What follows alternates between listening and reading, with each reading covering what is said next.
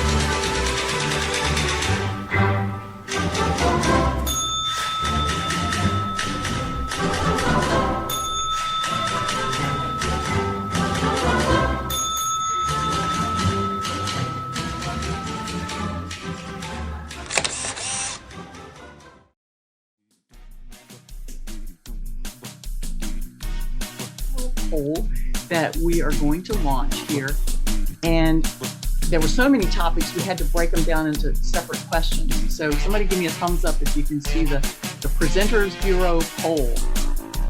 All right, should be up on your screen. The grouping in question number 1, exploring France and Italy, case for black and white photography, and pick as many as you want from question number 2. It's just simply more topics. You can only put 10 in a number. And then all the way down through, there should be 4 separate questions. So I'm going to see if we're getting any feedback on any of those. And that will help us decide. We'll go back to PSA once we have some idea of what you guys are all interested in and find out who the presenters are. And then, of course, those will be virtual presenters that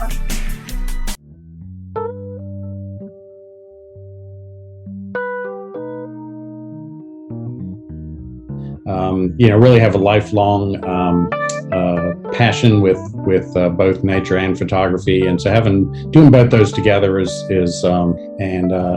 in 2006 I got here to Richmond and just jumped right back into it. Knew I had to meet up with some new fellowship groups and stuff to immediately join the Audubon. Joining camera clubs was another venture into having a fellowship group with that with similar interests. Is just that lifelong passion. It's something that's been dear to me. Wildlife photography takes a lot of observation. Same for landscape. It's like, when is the light the best, and the things like that you have to pay attention to. I always tell people, it's like, shoot what speaks to your heart. What are you passionate about? And whatever that is, if you can't go wrong doing that. Even in high school, I was using an Instamatic and taking pictures and having fun doing that. And in college, I had some friends who studied photography, and I was around them sometimes in the dark room, and I did a little bit of the process, but it was more of an observer. And it was probably around early 2000s that I finally got a digital camera because I was going to enter the digital age along with everyone, and just started snapping pictures and, you know, taking them on trips and that sort of thing. It wasn't until I started posting them on Facebook and getting some positive response that I enjoyed it, so I was doing more. And I entered my first competition in 2016. And so that's where that started. I also like construction. I like to get out and take pictures of buildings going up. I like heavy equipment. I like the contrast of the people with all of that. There's something about it that's appealing to me. One of my hobby or interests is, you can say, photography. I started photography when I was 12 years old with my small black and white film camera during that time. It should be around 1986 or that kind of time frame. I'm very much inspired on every art from the very high action oriented subjects. I always think of freezing that high action subjects to visually see what's going on that particular moment, which our regular eye or normal eye cannot visualize. So I love the gatherings and the network where we talk to each other to know the experience of what they did last month or what kind of interest or place they were meeting. So those things we are currently missing in this COVID situation. I used to attend the RPMG breakfast meetings when they were at the Route 60 Grill down on Midlothian. And frequently the CCR would come up in conversations, and I got invited to attend a meeting.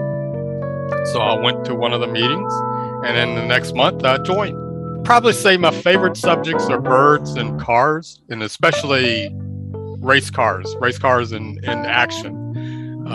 Pre-pandemic, but I do enjoy all types of photography, and I like to challenge myself with new ideas. I had a pinhole. That's right, I remember. I made a pinhole camera, but I couldn't afford to buy a real camera, right? So I had a piece of plastic, put the usual, aluminum foil, make a little pin there, and I was exposing film. And so that was my first camera, pinhole. So my whole life has been dealing with images, optics in different form. I have a lot of photographs from Japan. I enjoy Japan a lot. That's one of my favorite countries, especially for black and white. All those temples, Buddhist temples and all that. Excellent subject for black and white. It's beautiful. So I have thousands and thousands of photographs from the mountains of Peru and Argentina and Japan and China. Always I've had an interest in visual arts like drawing and painting and graphic design. I also figured I wanted to take some pictures. I bought a point and shoot camera back then and sort of practiced for a few months, and then shared sort of a photo album of it with some of my friends that went with me on the trip afterwards. But I think like being in a really neat place and taking pictures every day for 30 days is really kind of what sparked my interest. So starting in 2008, I guess I just kept practicing, reading books, upgrading my camera equipment, and that was sort of my journey. And then in 2019, I really wanted to get better at it, so I took some formal classes that were taught through University of Michigan, and there were courses related to camera control, composition, and photo editing, and that was really what I think helped me move from like really amateur to just maybe a little bit better amateur now.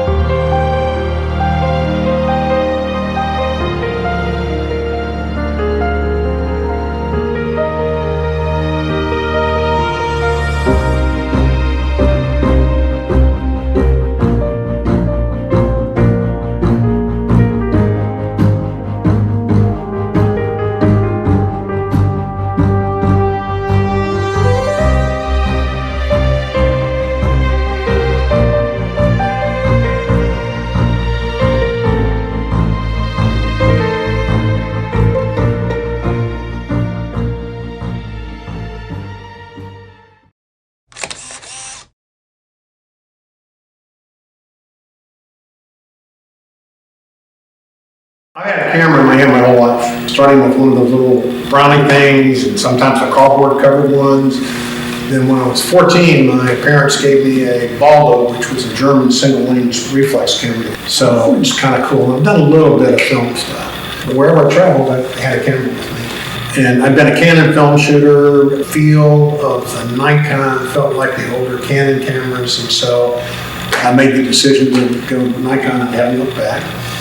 And I officially started my business, I guess, about 2013, but I've also done a lot of travel. In my business, I focus predominantly on education events, a few weddings a year, corporate events, headshots, and some storytelling for clients on location with their families, with sun and water and that kind of thing. There is a huge discussion about photojournalism, street photography. From my perspective, it's thinking about the essence of what you're trying to do and capture a moment.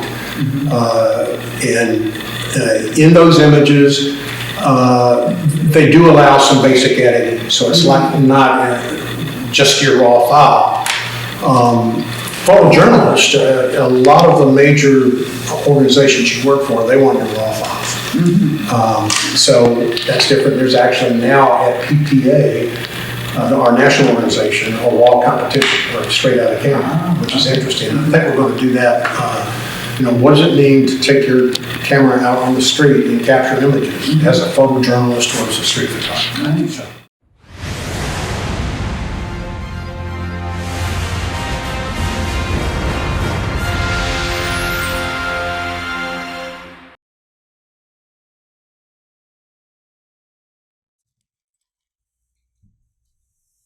All right, and with that, I wanted to thank Leo and Nelson and Patricia and Terry and Frank who helped put that video together and to get all of the setup that we have here tonight. So we're going to start our meeting. Hopefully our Zoom folks are still there with us. And our president, Harold Lana, is going to take it from here and kick off our meeting.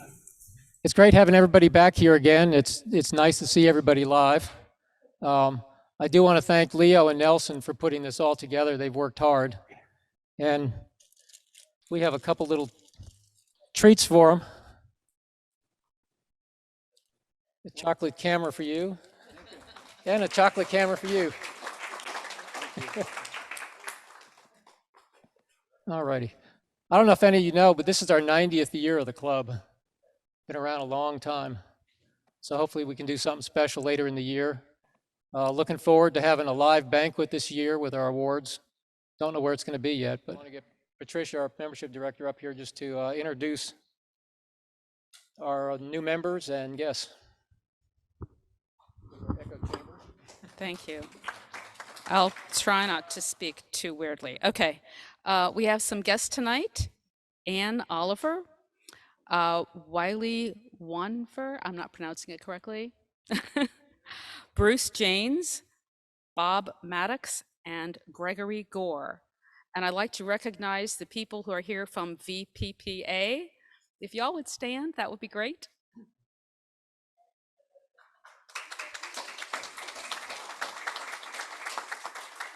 Thanks for coming and supporting the Camera Club. All righty, short and sweet. I'm going to be short and sweet too. I just want to say that Fred's our presenter tonight. He's also going to be here next month. Next month is our evaluation month, and we have a assigned subject on photojournalism and street photography, which ties in, and Fred will be doing our evaluation for us. So we're looking forward to that. There's a lot of upcoming events. I'm not going to list any of them. You can look on the website for those. I want to get to our presentation. Did want to mention that if you're buying camera equipment, the club would appreciate it if you could go on our site and use the B&H or Adorama link there to buy your stuff. It doesn't cost you any more to do that, and the club gets a couple % back on that, and it helps support club activities. Next month also, we're hopefully to get prints back. So people that submitted digital photographs in the last 2 evaluations can submit those at the end of the year as prints per our change last year. With that, I'm not going to ramble on anymore. I want to get to Fred's presentation. I think there was a little bit of introduction already, so I don't need to say too much. Fred is president of VPPA, recovering from back surgery. So with that, I'm going to turn it over to Fred. I'm thrilled to be here, and I'll talk a little bit about this later, but I was in the club in 2011 to about 2013, and then went to John Tyler to work on my associate's degree. Look at that picture. Is that street photography or not? The answer is it depends. Is it photojournalism?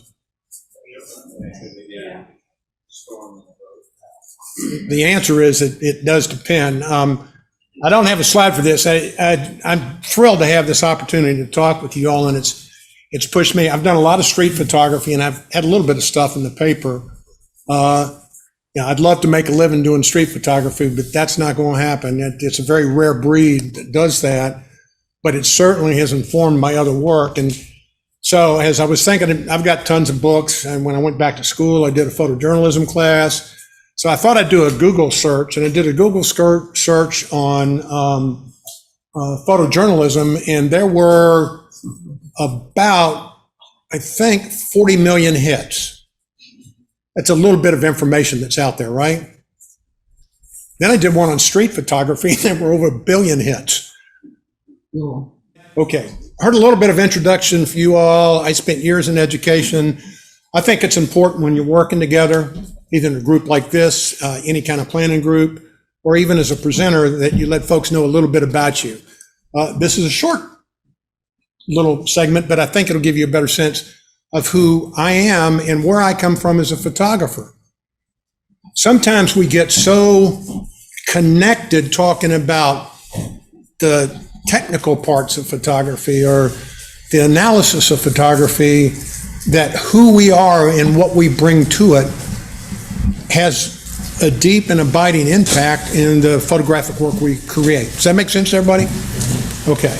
So, okay.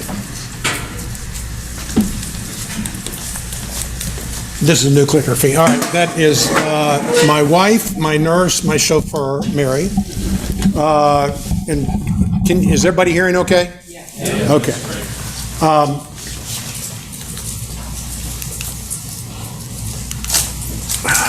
I come from a family with 5 of us. Those are my brothers and sisters.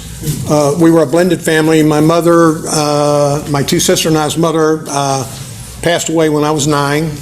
My dad met our second mother, Marshall, who's on the far right,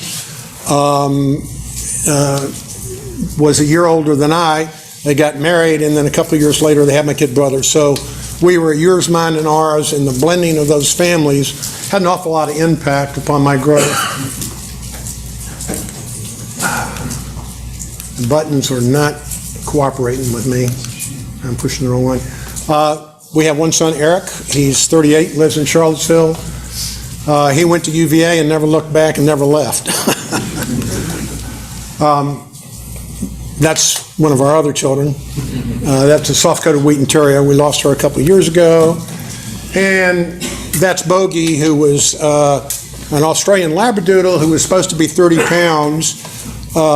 He is a buy one, get one free because he's almost 60 pounds now at 1 year old. But he does have a lot of impact on us. So my background, and I did a lot before I got into photography, I was in the Army on active duty for 5 years, then went in the reserves and spent 22 years in the 80th Division here in Virginia. When I was in the Army, I got involved in the martial arts. Spent about 45 years there. Still do some photography that way. That's sort of the sports thing I love to do. In the reserves, I ran a unit that taught rappelling, patrolling. We did a lot of work at AP Hill. I got certified as a scuba diver. That turtle, this is 12 miles north of Cuba.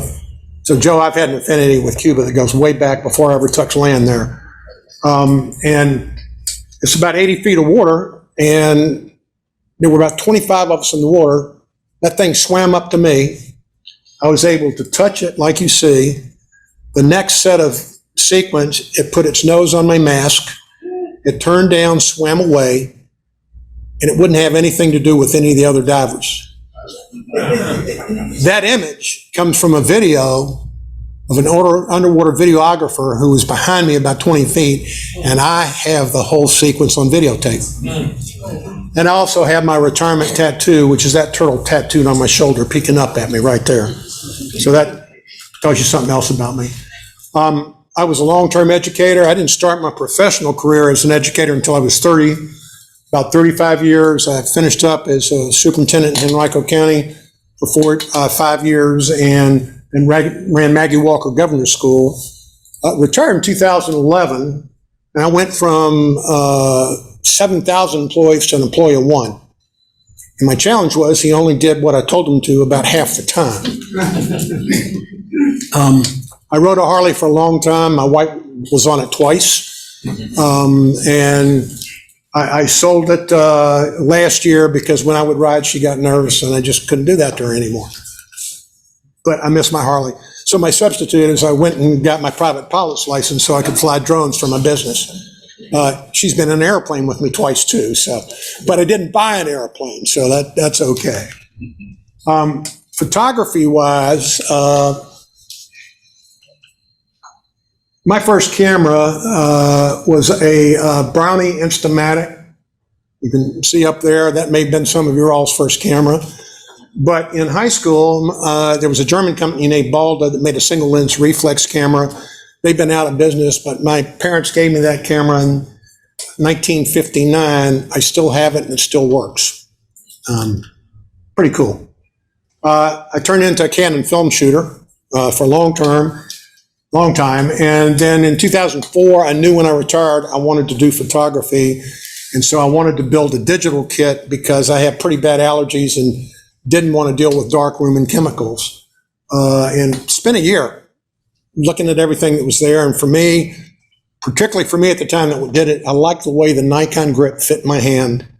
And I could hold it with a 7200 lens like this and walk, and it just seemed steady. And Canon didn't have the same feeling. And look, Canon, I still got my A1 and all kinds of lenses for it. So my initial focus on business when I started in 2012 was pretty much all of that. If you asked me, I could do it, even if I didn't know how. Don't tell anybody that, but you all may have had that. But actually, it was a great way to grow as a photographer, and I had tons of experience in doing a lot of different things, from doing a lot of real estate to working for Virginia Green and taking pictures of grass growing and them going out and fertilizing grass. My first professional organization, I know you all may not consider yourselves that, but I consider yourself that. It was the CameraClubofRichmond.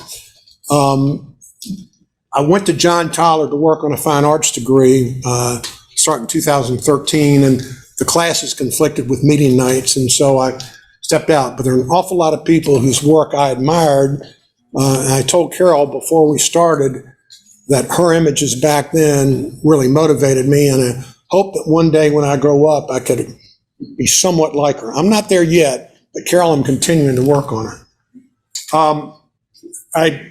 You saw a couple of the other organizations. I'm not going to read all of that. And by the way, at the end of this, there's going to be a link, and there's some documents for you, and the whole PowerPoint will be there, so you can have that to look at and peruse some of the detail at your leisure.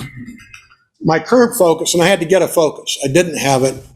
And that's where actually VPPA and PPA helped me, both at the national events and state events. There were some presenters that talked about how important it was. And so I began to look at what I was doing and really where my strengths were and where I had connections. So that's where I focus now. I do a lot of work with education groups. I do headshots for school districts. I do corporate headshots. And then I do a lot of events, conferences, particularly for education groups.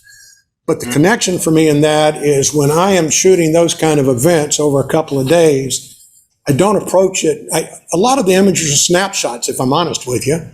But the reality, my street photographer hat's on, and I continue to scan the horizon and look for unusual images, different possibilities. It's turned out that's been something clients have really liked. Now, I'm a member of the Virginia Professional Photographers. There's the Professional Photographers of America.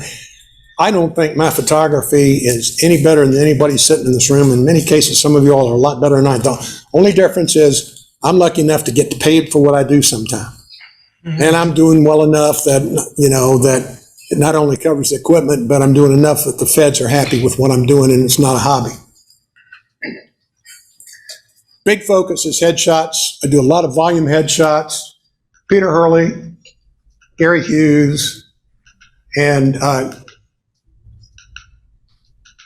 just had a blank, Dave Kalmbach from Canada. Spent a lot of time with those three guys over the years. It changed the way I did. They're sort of my headshot heroes, and this is what I got from each one of them.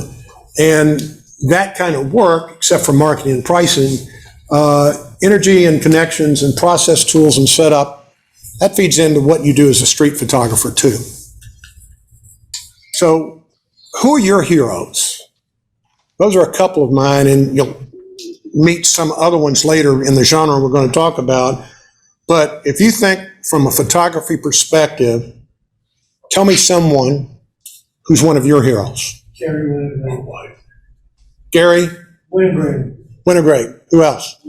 Yeah, you said your wife. One of mine too. I agree. Who else? And we're going to see those names, by the way. What's the phrase associated with Bresson? The decisive moment, yeah. So you don't have to answer this, but I stuck this in here because I think this is important to push our growth as photographers, professional or not. Looking at other people's work, challenging yourself. You don't want to shoot like them necessarily, but how do you build your own story? But how do you think about what you're doing when you look at their work? What do they do that's different from what other people do? How does that push you maybe in some new ways to think different or try different? And hopefully you may get one or two ideas from me tonight that will help with that. Okay. So I said I do headshots, and the colors are really, really off on the screen, folks. So I can bring the big screen if you like. Can you bring the big screen, and will that change it? Color, I cannot promise, but the room is bigger. Give me 1 second. In Zoom world, we're going to try and make the screen big here, but okay, so that's not changing the color. I like to submit work for evaluation and competition within my organizations. I know you all do that too. When I'm doing a lot of headshots, that's not really an avenue for creative work generally, right? Flat light, you're trying to do what the client wants. I do volumes. I've done 159 in one day. So you're really moving through pretty fast. This guy was a director of maintenance in Dinwiddie County. He was going to retire. There was a break between him and the next person at 10 minutes. I loved the way he looked. And by the way, when you're walking on the street, look for people. Do they move? He walked in that room and he moved me. I was way beyond the headshot. I knew I had to do it. But I asked his permission. I said, can I just change the lights for you? And he let me. So I changed to one light, and the one on your left was the first one. A little bit more, and the one on the right was the second shot. And then I did some work on it, and that's modern day Leonardo.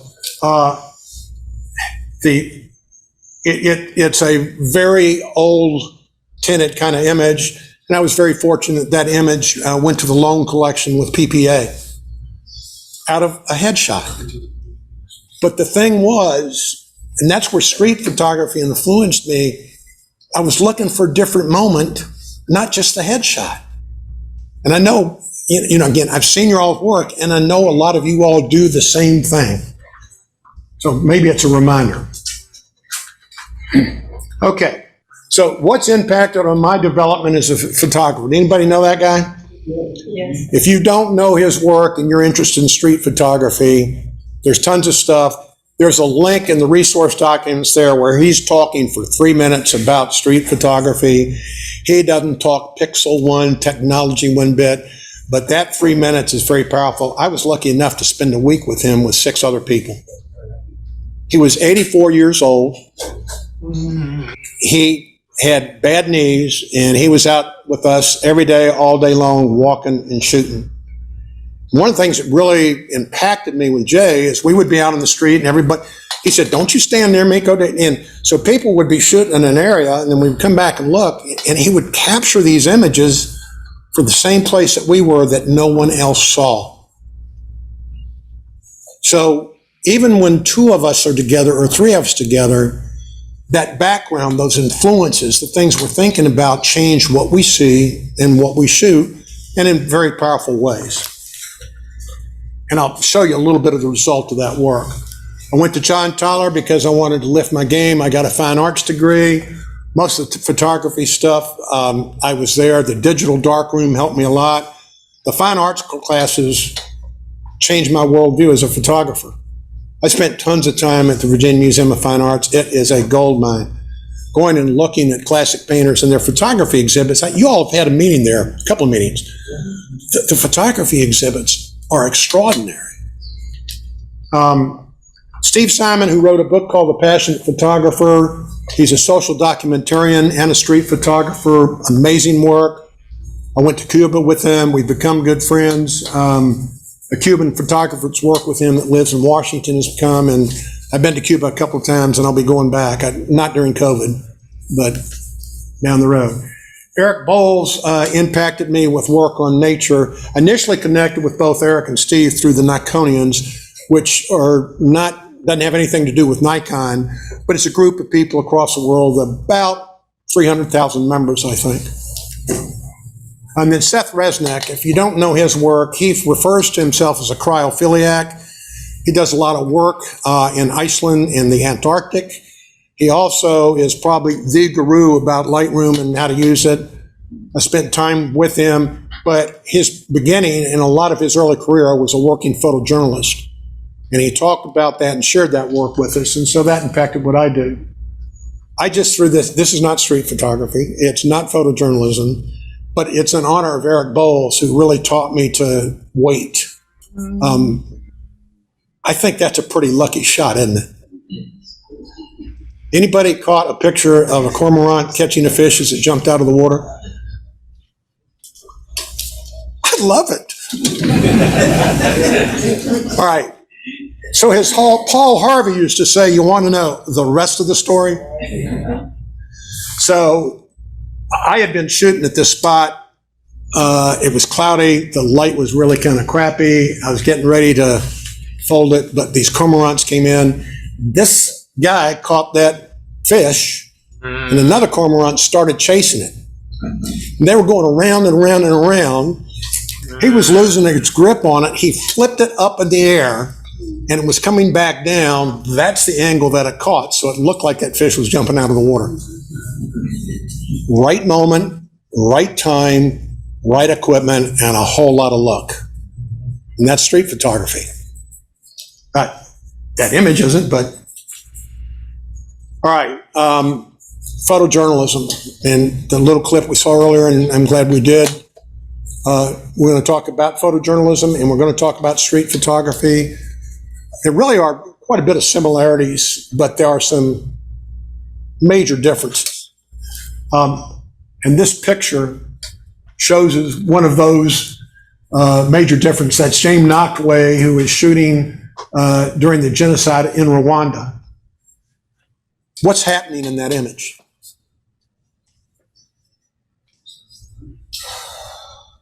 It's like the photographers when you get shot in the back. He's right in the middle of a firefight. Yeah. The biggest difference between photojournalism and street photography, odds are, 100,000 to 1 that you're not going to get injured or shot doing street photography, particularly if you're smart about what you're doing.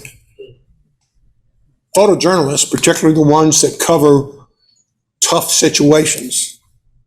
And it's not just war, though when we think of photojournalism, So I'm going to, this is another little bit of involvement here. So I'm going to ask you a couple of questions. When I say Robert Capa, what's the image that jumps to mind if you know his work? It's one. It's called The Fallen Soldier in the war in Spain pre-World War II, right? That one. It's an extraordinary image. It's fuzzy. It's not sharp. I think he shot it with a Leica and a 50 millimeter lens, which tells you what was going on with him as a photojournalist. I didn't put it in here because I wanted to ask a question. So let me jump up. There are tons of images from World War II, a lot of great photographers. And what I did tonight, I'm going to talk a little bit about the history and some earlier background as the more current stuff.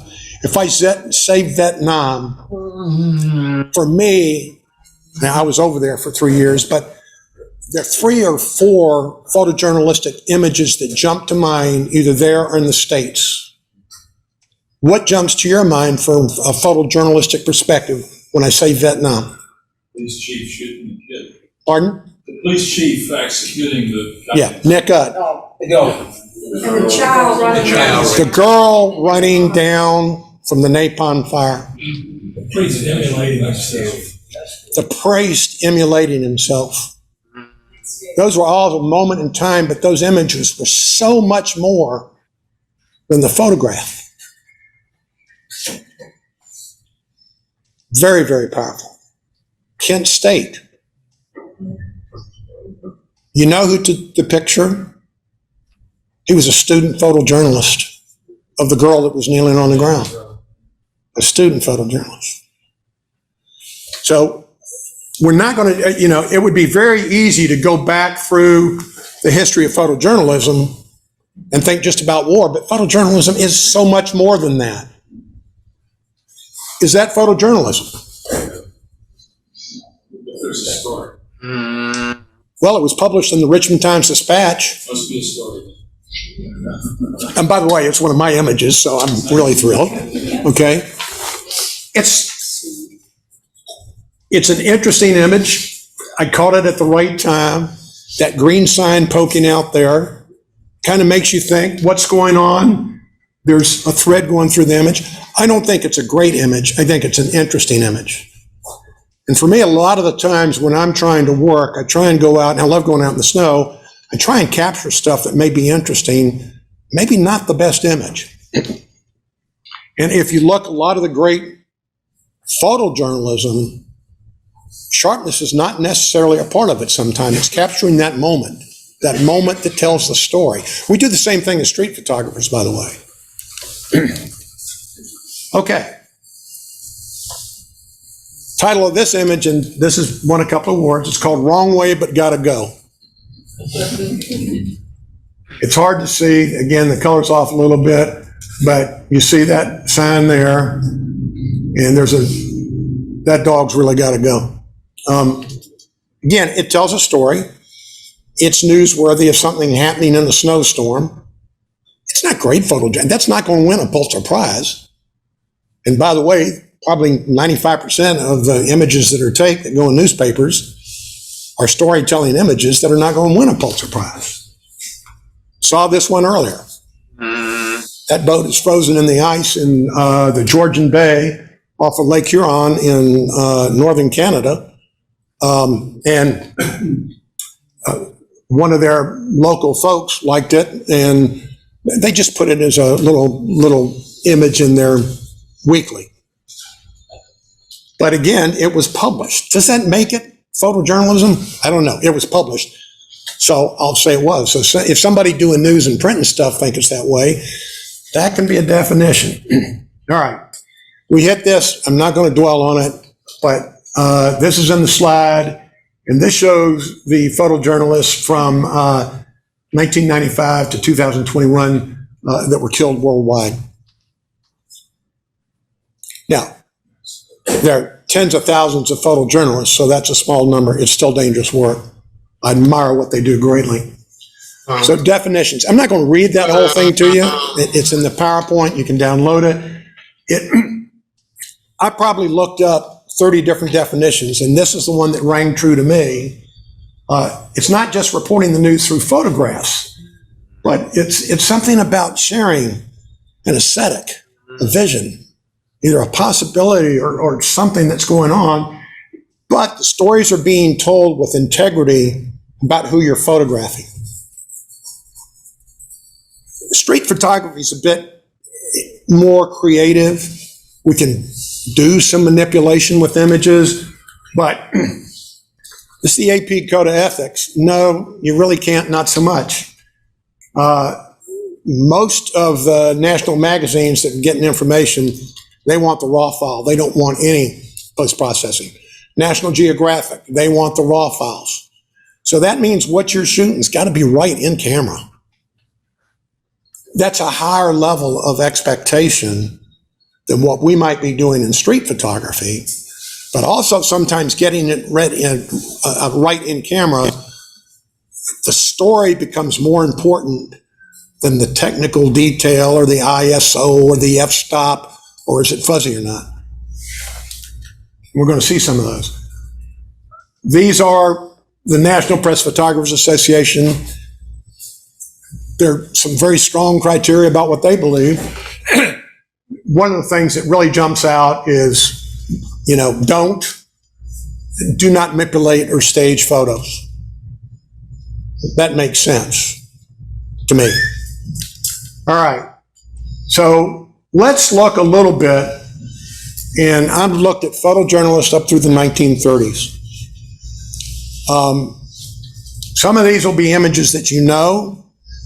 Some of them won't. These are people I continued to kind of look at their work after I took the photojournalism class, because I think what they were doing then, and a lot of it was black and white, speaks to me in a different way. So I use it to help motivate me. The one on the left is considered to be probably the first photojournalistic image that has been taken. It's called The Valley of the Shadow of Death, Roger Fenton, and that was during the Crimean War. This is predating the Civil War and Matthew Brady by 10 years. Is it sharp? No.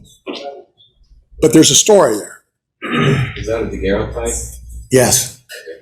Are those cannonballs? That's a daguerreotype. Yes. So, the one on the right, Matthew Brady. So when you go back and look at the PowerPoint, I didn't want to muck the photos by starting to put names on them, but the list that precedes this, these are the order that the images are in. Was the Brady picture taken? 1863, I think. Gettysburg? I don't remember. I looked at probably 200 to pick that one.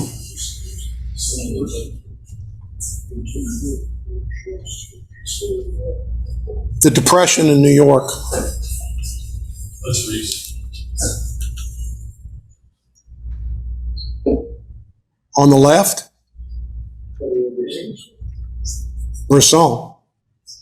And by the way, he's considered to be a powerful historical photojournalist and a street photographer.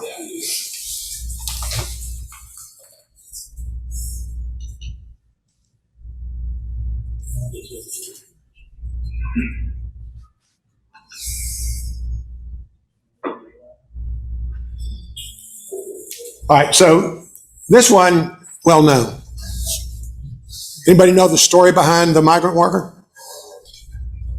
Farm Service Administration. Pardon? Farm Service Administration, Dust Bowl. Right. She spent a lot of time with that family and getting to know them. And the end story is actually pretty nice because that family actually married that kid. Well, it's interesting if you look at what this lady was saying about 1970 about that. It's fascinating. I didn't know that until I pulled this up and it wanted the detail. She took 6 images. And this is the one that became famous. But if you look at the sequence of 6 images, things are different. and there's a debate about whether or not Dorothy Lang staged this photo. What were they doing, and I hate to mince words, but their charge was to tell stories. And they were, you know, and maybe you're going to get into this discussion or not, but is there a difference between documentary and photojournalism? Yes. Documentary would be a part of photojournalism. Yeah. I didn't go there because, again, it's complex. I didn't try and break it apart, and I'm not making any judgment about that. It's a great image. It's a powerful image. It tells a story about what was going on.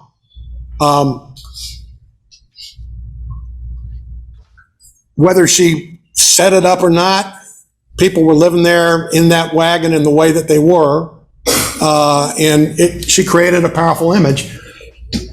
Later on, it created some debate. During that time, it didn't create any debate at all. It really was very powerful and helped get some movement legislatively to some things that needed to be done. So, all right, street photography. It's different, it's safer.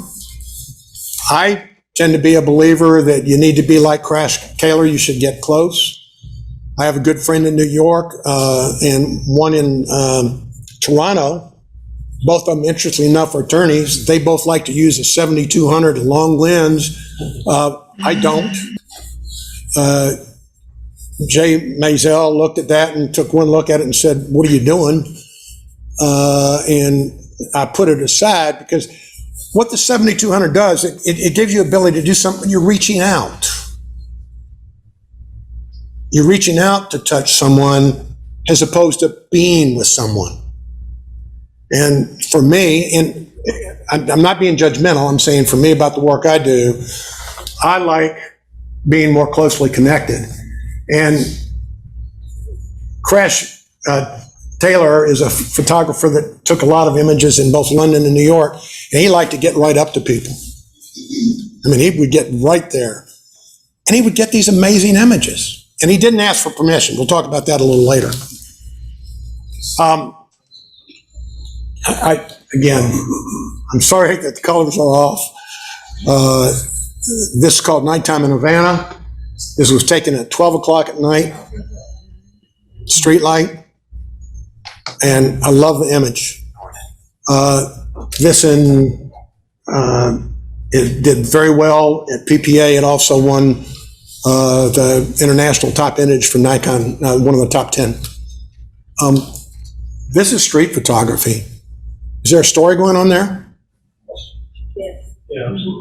Is there some drama? Yeah. And if the color were right, you'd see there's some texture, the pavement's wet.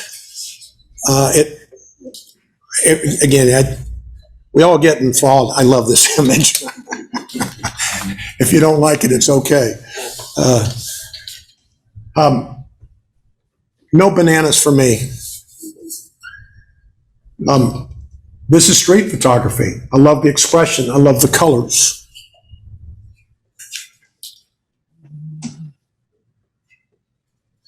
It's called this Your Move. This is moving on to PPA in competitions. Little Havana in Miami, and I've been down there probably 15 times over the last 10 years. Anytime I'm down there, I go. You never know what you're going to see. You never know what's going to happen, but there's always a crowd playing dominoes. Now, actually, this was shot with a 50 millimeter. If I backed up with a 7200, which I don't tend to use out there, I could have gotten a bit closer, but what it would have done is blurred the background out more, right? It's choices. Not right or wrong, it's just choices. All right, this is black and white. I was walking down the street and, yeah, look at the computer, look at the computer. Leo saying, it looks good here. That's why I put the PowerPoint and never know, so when you get the link, you'll be able to see the quality of these things in a different way. All right, street photography. I wanted you to look at some images first, and There are going to be some other of my heroes in a minute, but I think it's important for you to look at my work. You may not like it, but I'm out there doing it. And I think it's important, if I'm talking about it, that you should see that. For me, Matt Ellis's definition is powerful. Usually it's a form of candid photography when the person isn't aware they're being photographed, which creates more realistic and powerful images. That's the view that I take. We're going to talk about permission a little bit later. Street photography, yes or no? Yes.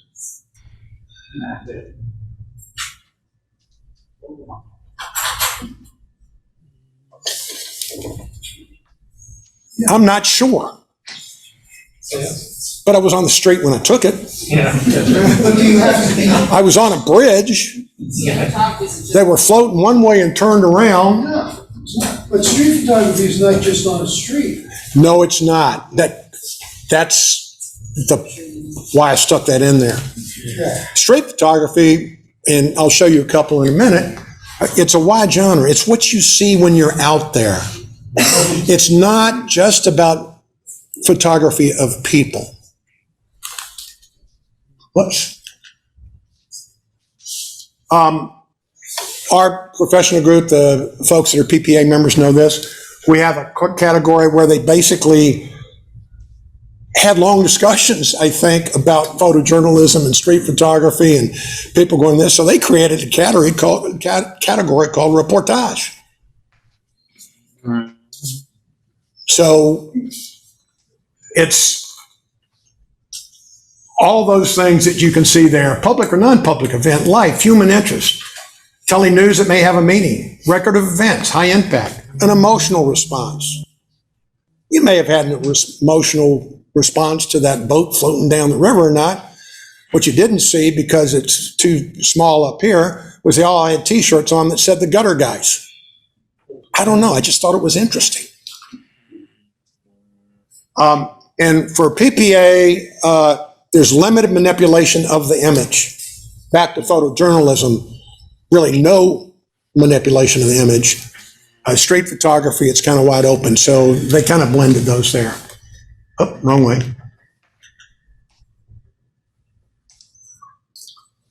It's interesting, the matte on this is a very dark blue, but it turned brown. I would not recommend a matte for this image that looks like this, okay? Street photography? The title of the image is I Got This.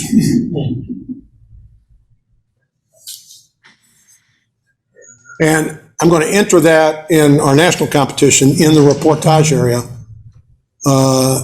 because I think it fits there, and there was really just a little bit I did to it.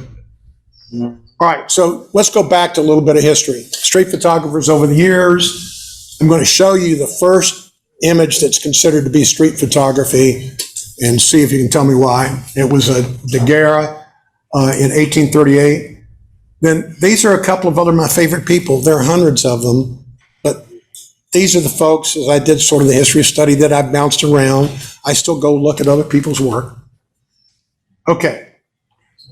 This was taken on a street in Paris that was busy. There were tons of people there. They were moving. Where are they? So what makes it? Do you know this image? No. Okay. So right there, they weren't moving, so they didn't disappear, and this guy getting his shoes shined. I think that's really cool. Again, you'll see the quality of these. Please download the PowerPoint and look at them.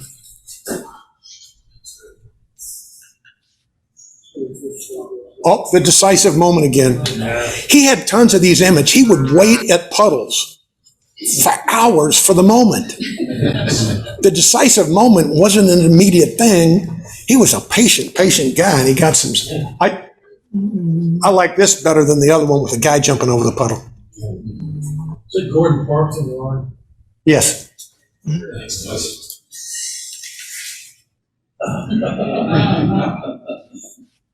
So what about the homeless? What about the homeless? That's kind of a tough subject now. You know, you get a lot of resistance when you take shots on them. Yeah. You do. Yeah. So I think that the question that we should talk about as street photographers is how do you engage? Yeah. Is that a place where you get permission?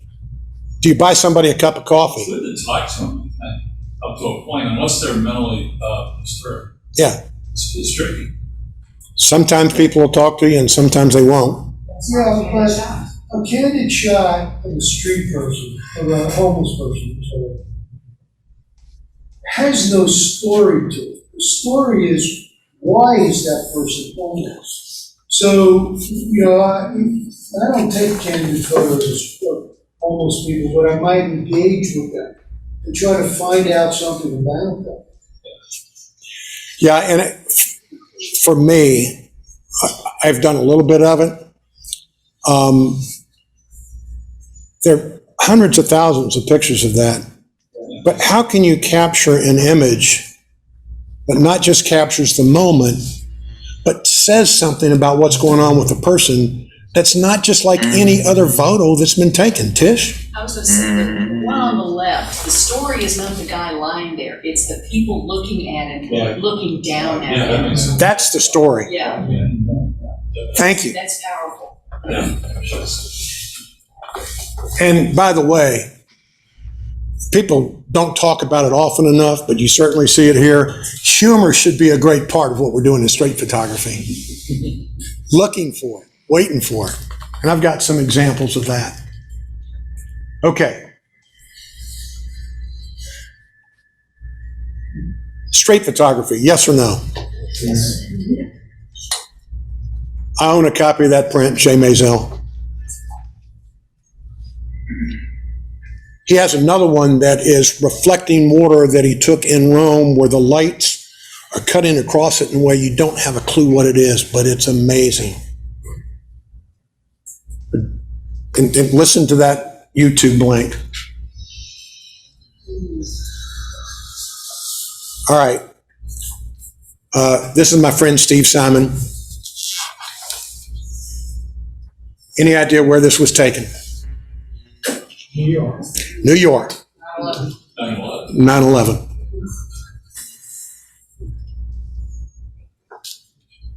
And that tells a story. It captures a moment. There's gesture. There's power in that image.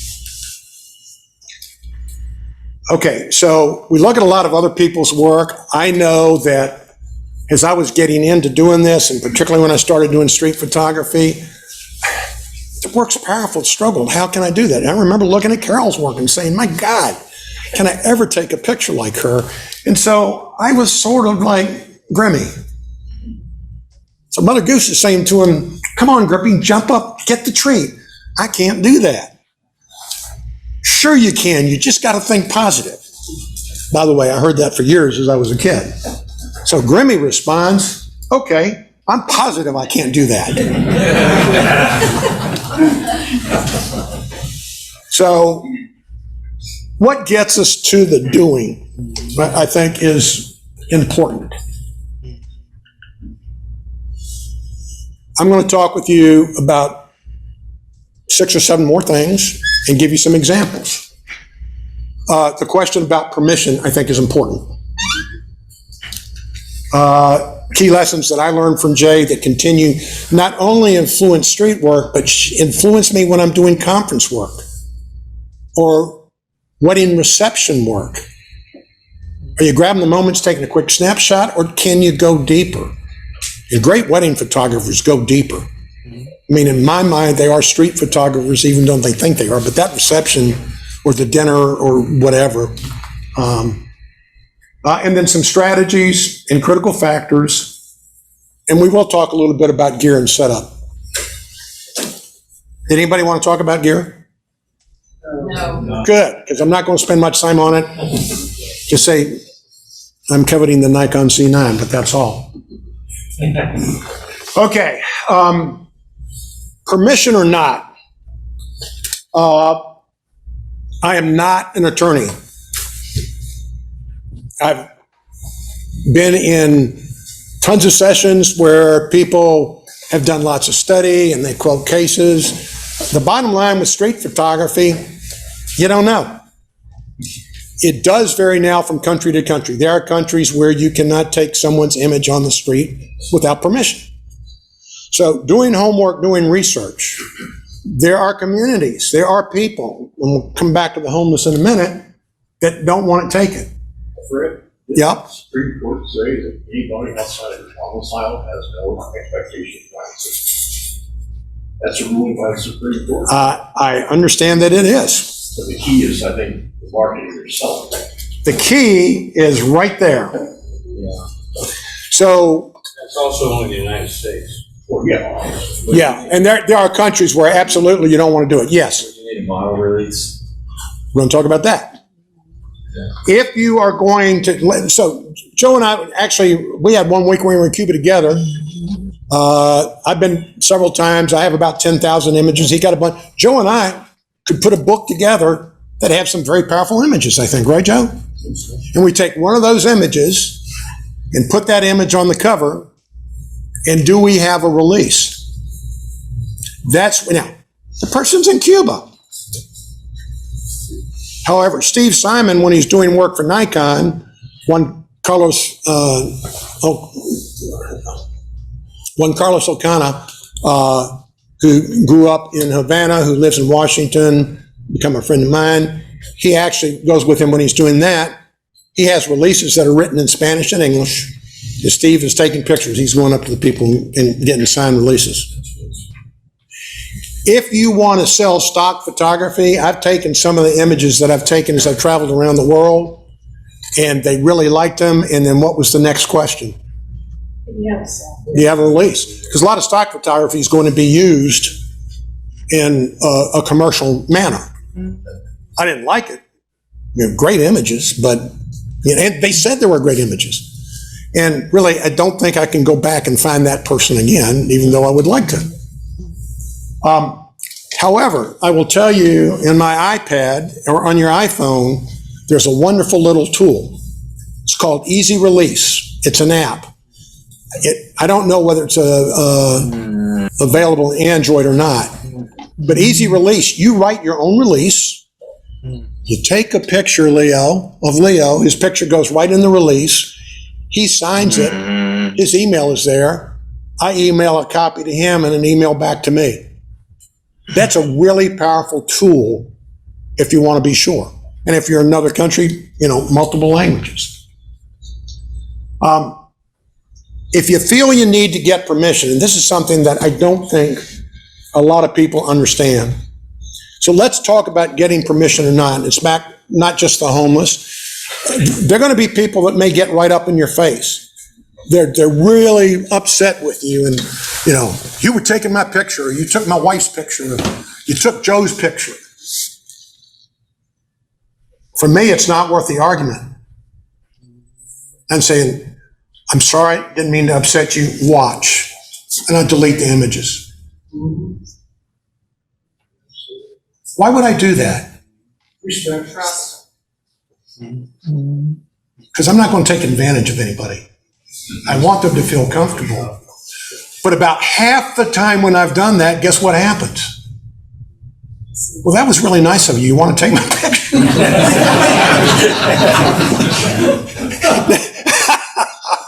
You never know, too, what situations they are, because I remember when I was younger, in the 20s, I was hitting a bar for Arcadia 30s, and I took a photograph in the bar. I was taking a bar picture. And took a shot of this guy, and he was with his girlfriend. You know? Yeah, but he was married, wasn't he? His wife was deceased. Yeah. You know? You never know what the situation is. So that situational awareness is another part of that. I didn't stick it, but it should have been in a line here. Really being aware. But the other thing, if you get a sense about things, this is a real interesting kind of trick of the trade.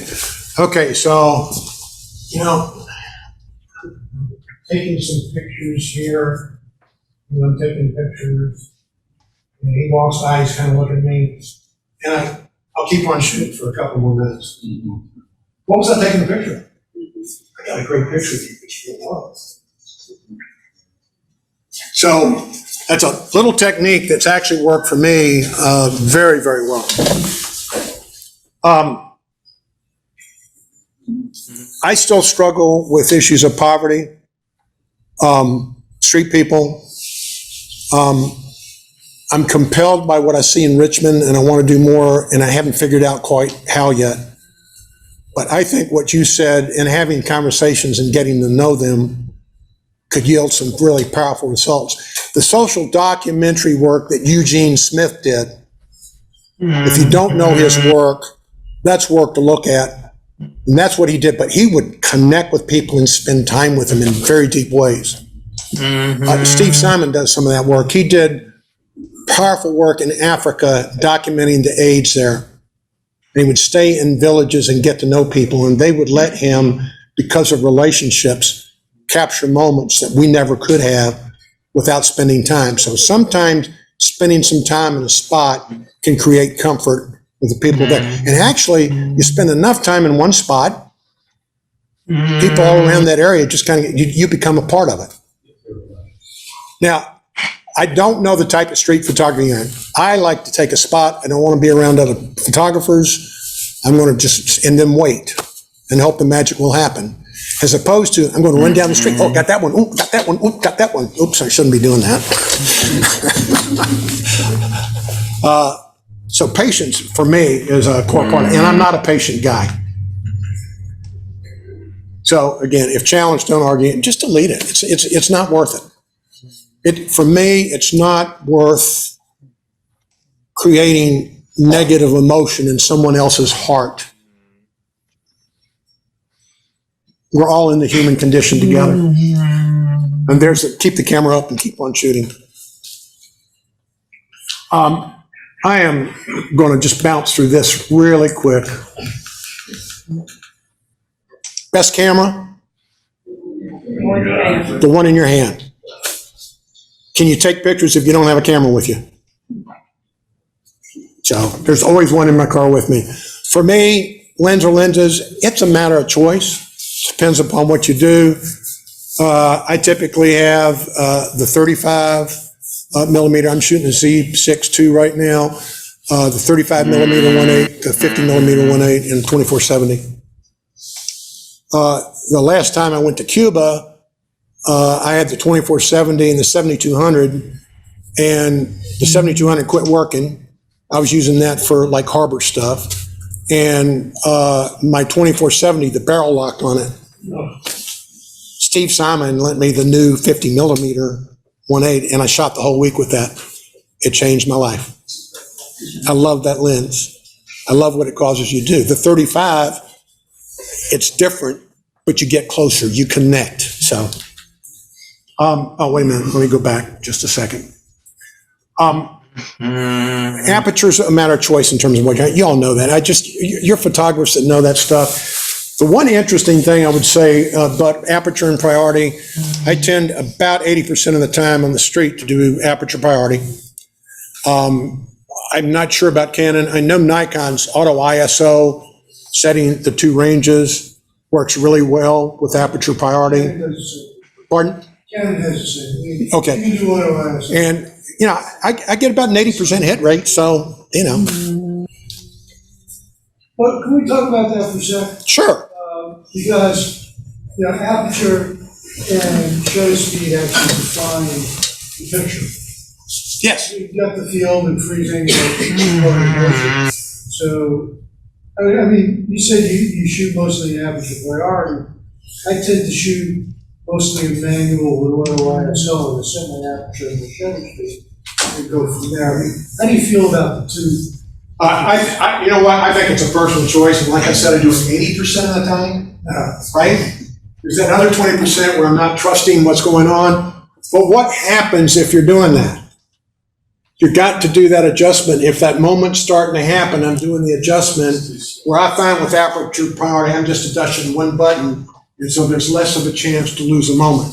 Well, I'm doing the same thing because aperture is probably the most important thing. So I'm changing, so if I see something and I want a deep depth of field, I just touch a button, or roll a thing, and I go to a lower, a lower aperture. Or if I want a shallow depth of field, go to, a wider aperture. That's the low ISO adjusts the exposure. Yeah. So it's how much light you're letting on the sensor, right? Yeah. Okay. So again, what I would say is you're intentional about what you're doing. I appreciate that. Thank you. But that's important. Just setting it going, or I'm going to change things all the time. If I'm changing things all the time, I'm not being intentional. So what do you see? What are you looking at?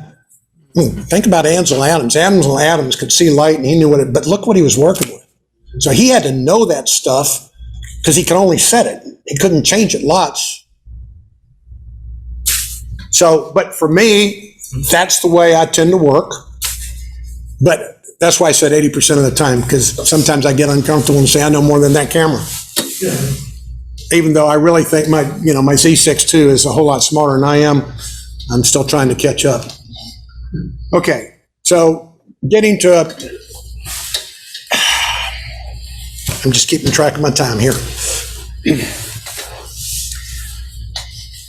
Probably the most influential photographer that I've worked with would be either Jay or Steve. And so these are just some things that he said during the week I spent with him 10 years ago. I wrote them all down. I've got notes that I go back and read about every other week now, just to remind me. But they've become ingrained in me. When I go out, they're kind of there. Oh, and by the way, do I still screw up? Do I still have this great image and there's a stick going in somebody's ear? You all haven't had that happen, have you? Yeah. And, you could do all the Photoshop in the world, but it depends on what else is around that stick, and then it starts to get money, and you're going, doggone it, if I had just moved. So it's really learning to see through your camera. And I'm not a screen focuser. I'm looking straight through.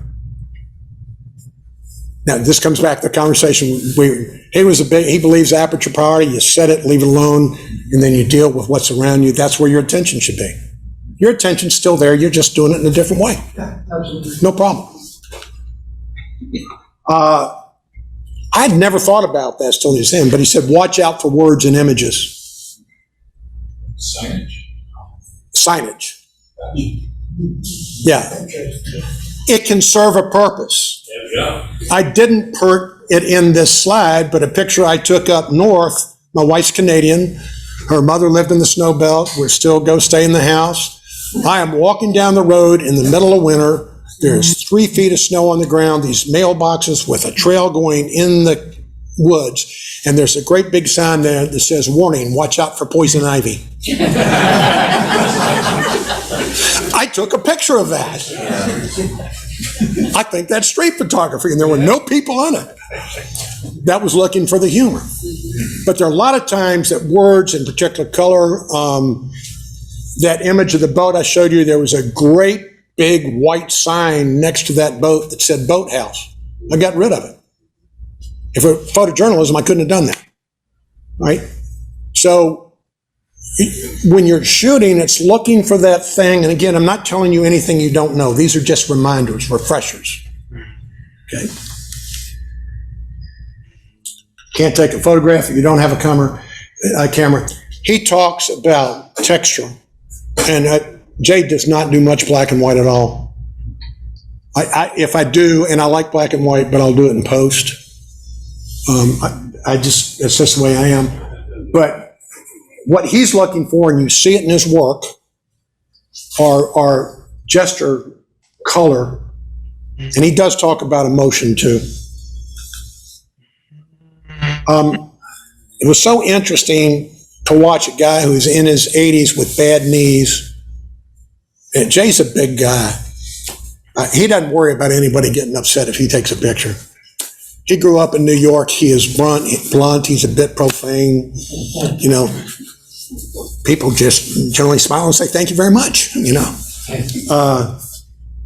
But with those bad knees, he could still get down on the street. How many of you lay down on the ground in the street where it's dirty to take pictures? Good. If you haven't, it's an opportunity. You can take a shower. And a really exciting place to do it is India.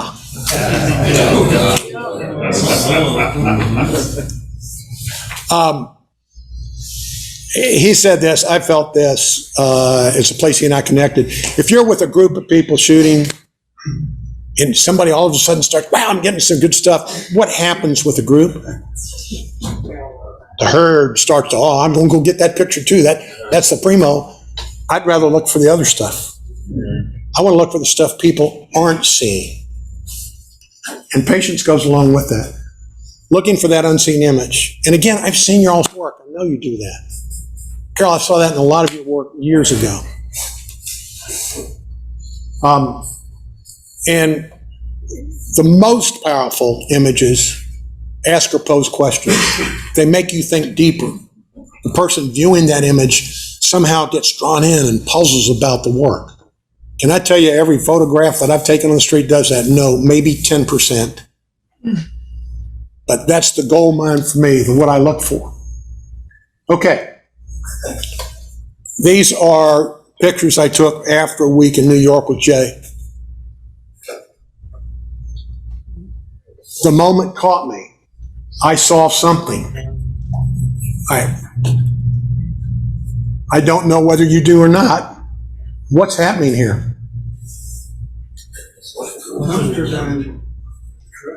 She's taking cans out of the trash bag to go sell them. For me, it was a moment. She turned and looked at me, and I was lucky enough to catch it.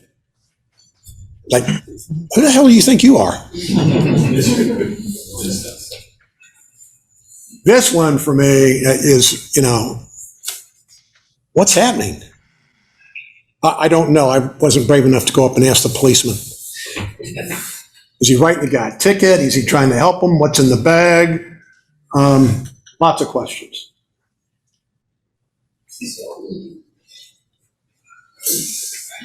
Is a photo of a photo being taken a photo? Is it street photography? For me, and if you saw it, whoops, damn it.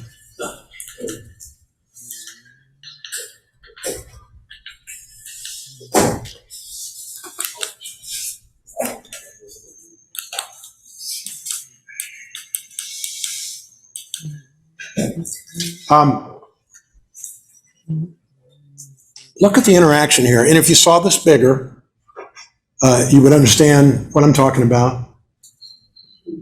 Look at the interaction here. And look at the interaction here. These all were taken with some sort of, what I was trying to do was looking for connections and interactions. That's what I was trying to shoot that time. I don't think they're great images, but I think each one of them tells a story. There's something going on there. Back to your question. I was in a cab coming back from MoMA in New York, turned around and looked out and saw this, fired the shot, and the cab took off. One of my biggest regrets as a photographer, back to what you said, I didn't go back and talk to her. You probably can't read the signs.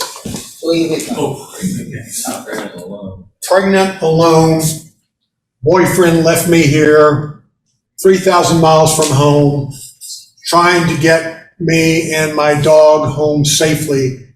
And what you've hard to see is that puppy's right there. God bless you. Look where she is. You want to talk about a contrast. For me, that's one of the stronger images I've taken, but I don't have the story. And that's hard. It was pouring down rain. This was in the street outside MoMA. I'm walking by and look down. I saw the reflection and the contrast in colors. And when you're working with Jay and you go out on your own, you have to present 10 images the next day. And that one went up and he went nuts. Of all the images that I took that week, that was one of his favorite images. And he said, that's some of what street photography ought to be. And I'm going, whoa. This is the leaves, right? Pardon? The leaves, yeah. You're talking about the leaves? So Yeah. is that in the found object category? We used to do a lot of that 50 years ago in the 70s. Looking at the ground, walking around the street. I don't know what category it is. I saw it and I saw the... What's the category? It's beautiful, but why do you like it? Why do I like it? No, why did he like it? Why did Jay like it? So he believes, he loved the reflection, the texture, the color. There is some movement with water running across. Well, I understand. Rarely see this level of leaves. But see, again, if you have to explain it, did I get what I need to? But again, for me, the fact that I got Jay to say something positive was good enough for me. You know? Okay. We're going to talk a little bit about some strategies. And I'm going to give you some examples. This is not anything you all do not know. But I kind of put it together as a reminder, and then I'm going to give you some examples of how I went after it. So a 360 perspective all around, high angle, low angle, on the ground, shooting one scene multiple ways and angles. Okay, you ready?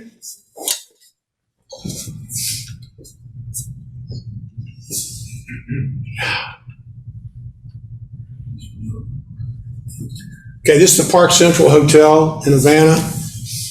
Way up floor. Oh, shoot.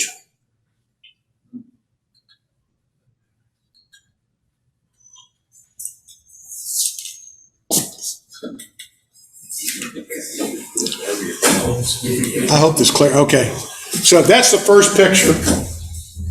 Then I look to the left. Goodness.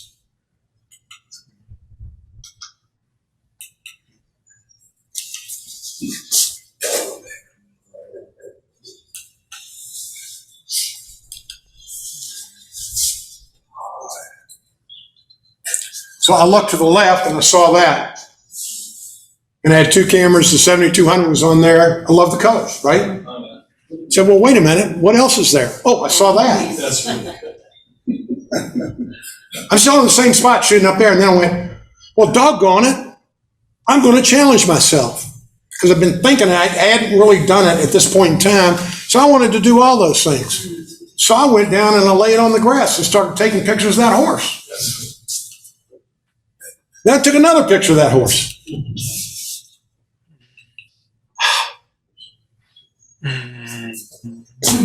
Then I took another picture.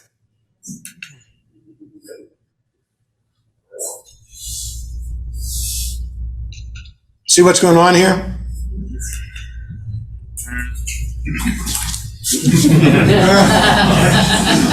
No, I didn't capture the magic moment. Decisive move.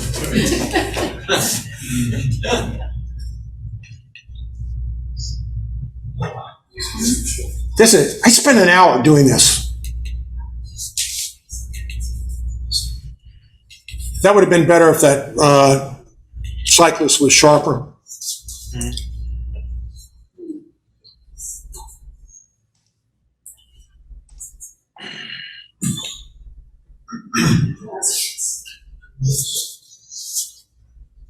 Some of these are interesting, some of them are good, some are going, what the heck did you take that for? I didn't try and have any judgment about what I was taking. I wanted to take as many different images as I could. There are about 200. I did not put them all in the slideshow.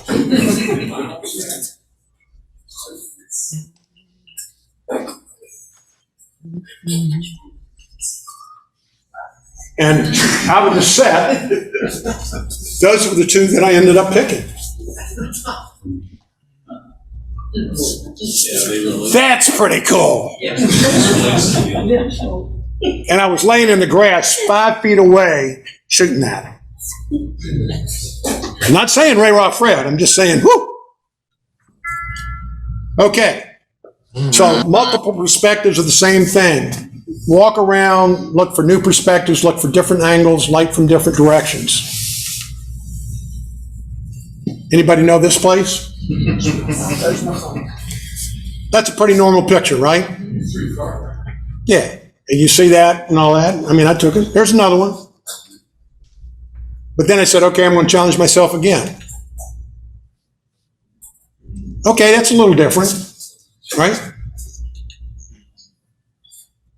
Interesting angle, but I've seen it in books. That's a little different. So I pumped it up.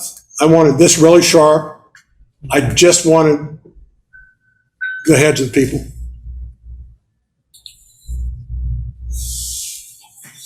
Now, I'm willing to bet not many of you have seen that shot. There are these little alleyways or whatever with those porticos that go all the way around the Taj Mahal. And I took about 50 pictures from them. That's the one that I settled on that I really liked. And that one merited a PPA. Other strategies. Find a theme, pick a spot and be patient, wait for it. Look for the unexpected and be open to it, become invisible. Okay, here are a couple examples of that.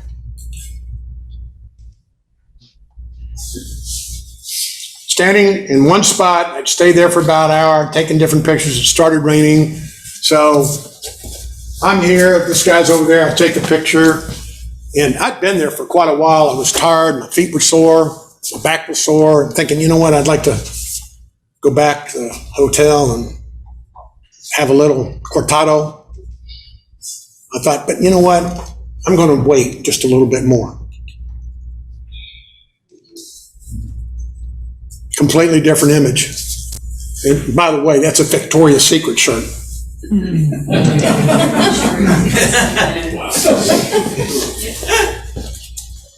You got to see her expression. I mean, it's really priceless.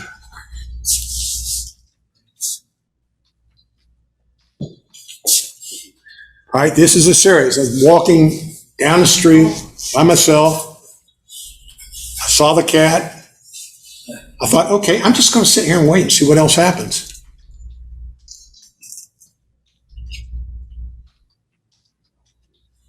Can't believe I caught the tongue.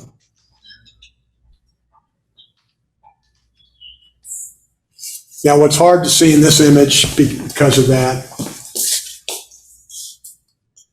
you'll see it, you can see it on the computer there when you get it. There's a little boy that popped his head in there. And then he popped his head out. If I'd taken the first shot and said that's interesting and hadn't waited, I would have missed the other sequence. So sequencing and waiting, big things. So these are two examples of just a quick pause. There's so many different windows and fences and things that block and when you walk down the street. So I saw this, the lady was really interested. I saw her walking by and I thought, okay. So I took her picture and then just stood there and she turned and looked at me. I had to wait one more moment. I didn't settle.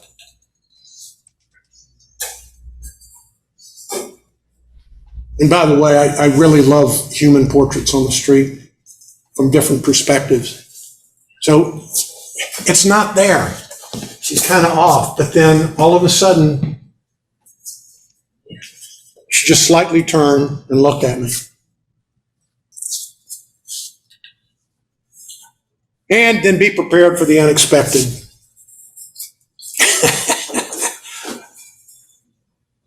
Come on. So I also love to take pictures of animals. They're not great images, but I love dogs. I love, anything. And in this particular neighborhood, there are probably about 12 families. Those dogs belong to all of them. You may not see, but that little boy has a T-shirt on. So it was interesting. They were looking up the street. I wasn't sure what they were looking at. So I thought, I'm going to walk over to the side of him and take a picture of him. Now, what I didn't know, my friend Juan Carlos was standing behind. He'd been talking to another friend of his, and he took this picture. And then that picture. And I didn't realize until I stopped taking the picture that that little dog had come over and put his head in my lap. I happen to think Juan Carlos's picture are much better than mine.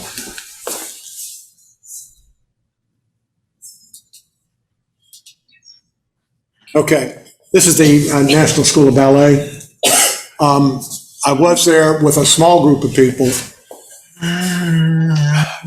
How many tens of thousands of pictures of ballet dancers doing their stuff can you take? So I took about 10 minutes worth. They were lovely people doing things, but this building had incredible architecture in it. And so I was getting some pictures of that and just waiting, and all of a sudden this little girl starts coming down the stairs. That's an interesting picture, isn't it? Now, I could have taken that and been pretty happy, but then I thought, let's wait and see what happens. So she comes on down the stair. And then she gets to the bottom and looks up at the ballerina on the wall and fluffs her skirt. Now, I love this image. There's some reasons why it's not such a good image that then I've tried to enter in competition. This line here cuts right through her head. So what? There's still a story there that's more powerful for me than that line. I'm okay that it didn't okay an image. It's, again, one of my favorite images, but there's one that's even more interesting. So she moves on. I'm standing waiting to see what else would happen. She sees me standing there. I don't ask her to do anything. She sees me with the camera and she just goes. We had a moment. And that smile. So again, who is this guy? What's he thinking about? What's going on? Look at this expression. Look at those eyebrows. Something's going on there. Yeah, move a little bit and he pulls that gate in front of him. He's thinking about something. And I'm so interested in him, I grabbed Juan Carlos and said, let's go talk to this guy. I'd like to know more about him. Who is he? What does he do? You can't see that picture, but right there is President Obama. His son owns one of the better restaurants in Havana where President Obama and his family dined, and that we had dined 2 nights before. I could have taken the picture, it was there, but I took the added time to learn more about him. And now, it's an interesting picture. It's not a great picture. I like the other pictures in from street photography sense. Okay, my preferred setup, we already talked about that. That's what I tend to use. All right, just critical factors to think about, and we're almost done. I don't think you can prepare enough. If you're going someplace to shoot, I like to walk around before I even start shooting. I want to get a sense of the environment. I want to understand what people are around here, what's going on, what's in that street. Right gear, being there at the right time. Well, the right time is just being aware. It can be like that nighttime at midnight. It can be wherever, but the right time is when you're aware, the right place. You do all of that, and you still have to hope for the right look so the photography gods will smile on you. You all have had that experience, right? Sometimes they do, and sometimes they don't. For me, I try and remind myself of these things. Oh, shoot. My brain goes all over the place. I'm probably a bit hyperactive. I'm just kind of, so focusing and being settled is important.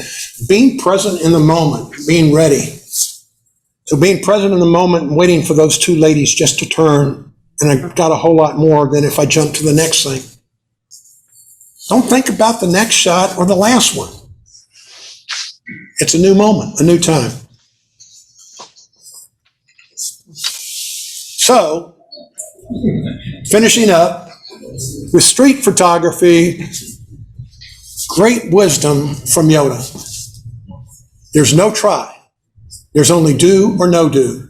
And if you don't try and do, then there's lots of do-do.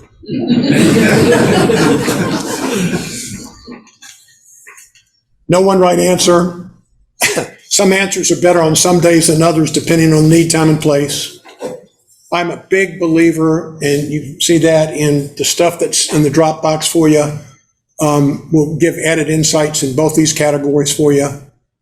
The biggest thing is being willing to change my perspective, change my mind, and try something different. So this evening, I hope, and I know I've not succeeded in answering all your questions or problems. I hope what I've given to you raise a whole new set of questions. I know you may still be confused, but I just hope you're confused at a higher level than you were before. So thank you, and I'm happy to take questions.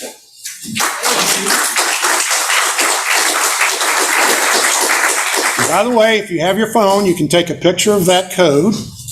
That will take you to Dropbox, where there's a Word document that has tons of resources for you. And if you just write that down or take a picture of it, you can type it in the URL.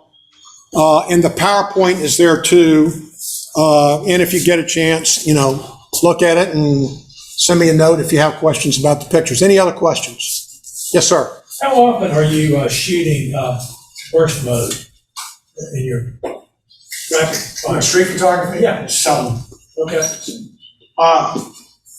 I didn't put those in there. I've got some great shots with rain coming down, some vehicles coming across, and I can't show you. So I will take my body holding the camera and move like that, and I would do it then. So if there's some motion going on, I'll do it, but I don't do it very often because, if I want to capture, he's got this thoughtful look.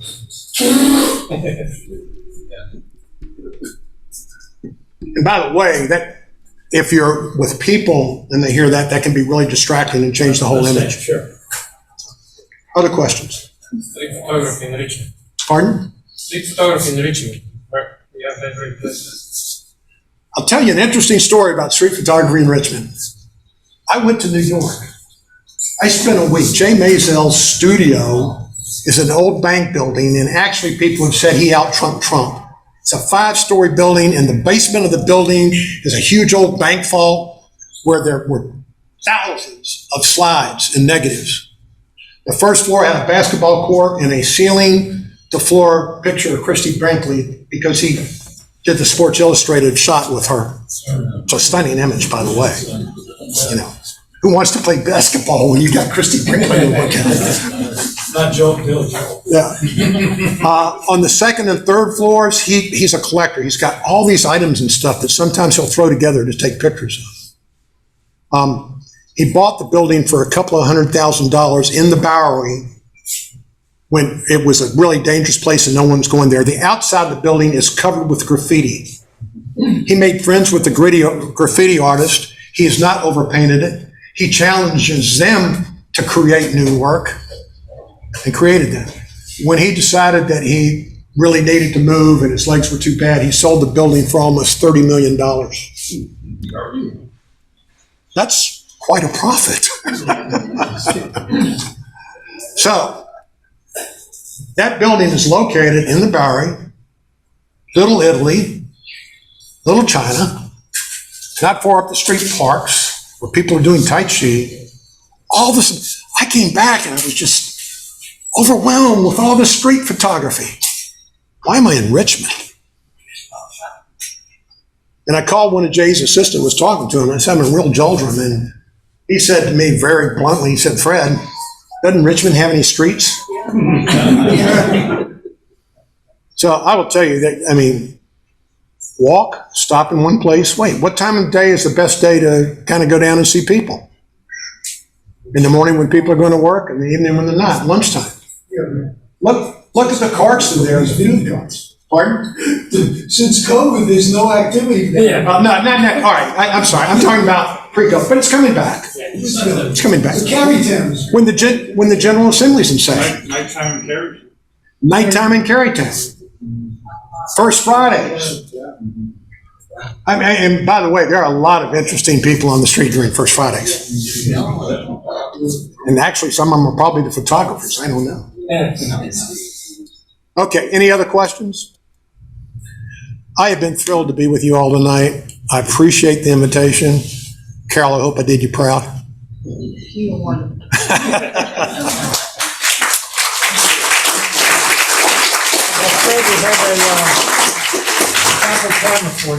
Oh my gosh! Thank you. Can I do a selfie? Got a selfie. Look at that.